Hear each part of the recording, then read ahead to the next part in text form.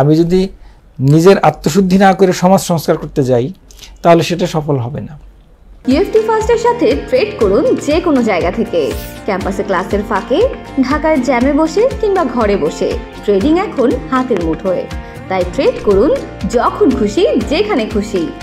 Sir, আত্মসংশোধন যেটা বা আত্মশুদ্ধি যেটা, এটা কি আসলে সংস্কার কার্যক্রমের অন্তর্ভুক্ত বলে মনে করেন? এটাকে মনে করা যেতে পারে, কারণ তাসকিয়াতুন নাফস এটা রাসূল আগমনের কিন্তু একটা উদ্দেশ্য। রাসূলরা যারা এসছেন ওনারা কিন্তু মানুষের মনোজগতের চেঞ্জটা যে করছেন আত্মশুদ্ধি, এটা হচ্ছে তার মনের পরিশুদ্ধি, আত্মার শুদ্ধি। তাসকিয়াতুন নাফস আরবি পরিভাষাটা, এটাও একটা সংস্কারের অংশ।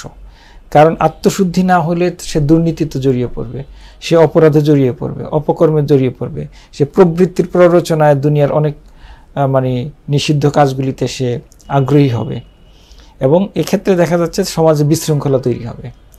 সুতরাং আত্মশুদ্ধিটা তো মানুষের মনের জগতের একটা বিষয় এবং এটা তো তার প্রাথমিক পরিশুদ্ধিটা অন্তর থেকে শুরু হইতে হবে। আমি যদি নিজের আত্মশুদ্ধি না করে সমাজ সংস্কার করতে যাই তাহলে সেটা সফল হবে না। প্রত্যেকটা ব্যক্তি প্রত্যেকটা সিঙ্গেল ব্যক্তি যখন আত্মশুদ্ধি অর্জন করবে, এই মানুষগুলো নিয়ে যখন একটা সমাজ গঠন হবে, সেই সমাজটা পরিশুদ্ধ একটা সমাজ হবে। এই সমাজটা নিয়ে যখন একটা রাষ্ট্র হবে, একটা সাম্রাজ্য অথবা আমরা রাষ্ট্র ব্যবস্থা অথবা পুরো খেলাফত ব্যবস্থা যেটাই বলি, সেক্ষেত্রে এটাও পরিশুদ্ধ হবে। এবং এটা হচ্ছে নিচের থেকে ভিতর থেকে উঠতে হবে, এটা উপরের থেকে চাপিয়ে দেওয়ার বিষয় না।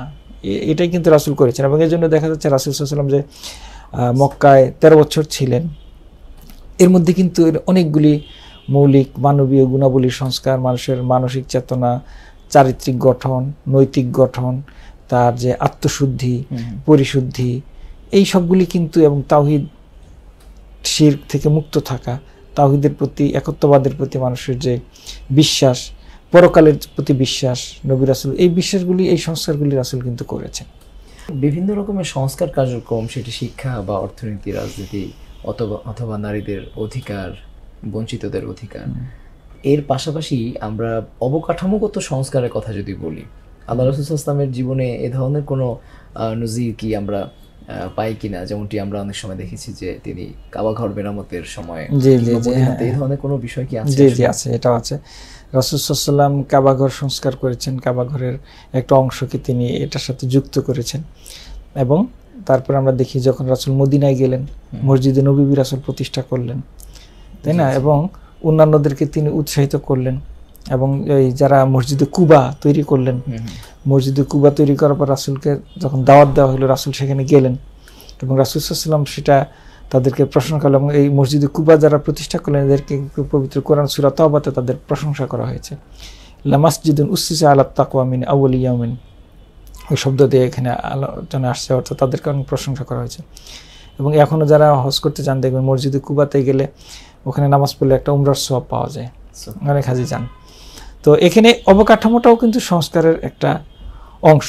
তো রাসূলের সময় সমাজ ব্যবস্থা যতটুকু ছিল ওই অবস্থায় কিন্তু সেই সংস্কারগুলো রাসূল করেছেন যথাসম্ভব। আমাদের সোসাইটিতে তো মসজিদ হোক, মাদ্রাসা হোক, হসপিটাল হোক বা বিশ্ববিদ্যালয়, কলেজ হোক, ইত্যাদি প্রতিষ্ঠানগুলোর অবকাঠামোগত সংস্কারও কিন্তু বিভিন্ন সময় প্রয়োজন হয়। এটা কিন্তু ইসলাম কিন্তু এটার বিপক্ষে না। জি জি।